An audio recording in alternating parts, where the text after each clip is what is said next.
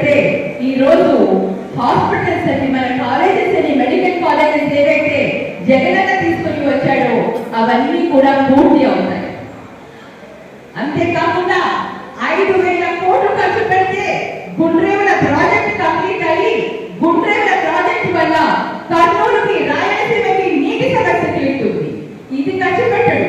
ఈ 5,000 కోట్లు, 5,000, 10 కోట్లు ఖర్చు పెట్టడు. కానీ 1,00,000 కోట్ల కోసం అమరావతి అంటూ పేద ప్రజలను, రైతులను అన్యాయం చేస్తూ ఈ రోజు ముందుకు తీసుకొని వెళ్తున్నాడు. ప్రభుత్వంలో వచ్చినప్పటి నుంచి రైతులకు అన్యాయం చేస్తున్నాడు. రైతుల కోసం మనం కొట్లాడాము. వాళ్ళకి కనీస మద్దతు ధర కావాలని వైసీపీ రోడ్లెక్కింది. మరి అలాగే ఈ రోజు మెడికల్ కాలేజెస్ ని ప్రైవేటైజేషన్ చేయకూడదని ఈ రోజు మనం రోడ్లెక్కాము.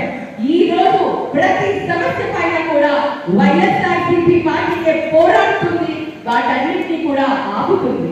మరి ప్రభుత్వంలో వాళ్ళు ఏం చేస్తున్నారు అంటే ఎంతసేపు అమరావతి, ఆ ప్రాజెక్టులలో వాళ్ళకు వచ్చే మరి ఆదాయాలు, ఇంతకు మించి వేరే ఏ ఒక్కటి కూడా ఆలోచించట్లేదు. ప్రజల గురించి పూర్తిగా మర్చిపోయారు. మహిళల గురించి, విద్యార్థుల గురించి, వాళ్ళ చదువులు ఎలా చదువుతున్నారు, వాళ్ళు ఎలా ఉన్నారు, రైతులు ఏ ఒక్క సమస్య కూడా పట్టించుకొని ఈ కూటమి ప్రభుత్వం 1.5 సంవత్సరానికి ఎంత నెగిటివ్ అయిందో ప్రజలందరూ కూడా చూస్తున్నారు. మరి ఈ విషయాలన్నింటినీ కూడా ఈ రోజు మనం ప్రతి గ్రామాలలో కమిటీలు ఏర్పడిన తరువాత ప్రతి ఒక్కరూ కూడా ప్రజల్లోకి తీసుకుని పోవాలి. ఇంకా రాబోయే 3 సంవత్సరాలలో ఇంకా ఎంత కావాలంటే అంత నష్టమే చేస్తాడు. కానీ రాష్ట్రానికి కూటమి ప్రభుత్వం ఏ ఒక్క మంచి పని చేయదు. అందుకనే రాబోయే కాలం వైఎస్ఆర్సీపీ ప్రభుత్వాన్ని వస్తుంది. కానీ వైఎస్ జగన్మోహన్ రెడ్డి గారి ముఖ్యమంత్రి అవుతారు. ప్రజల్లో ఆల్రెడీ ఆ మార్పు వచ్చింది.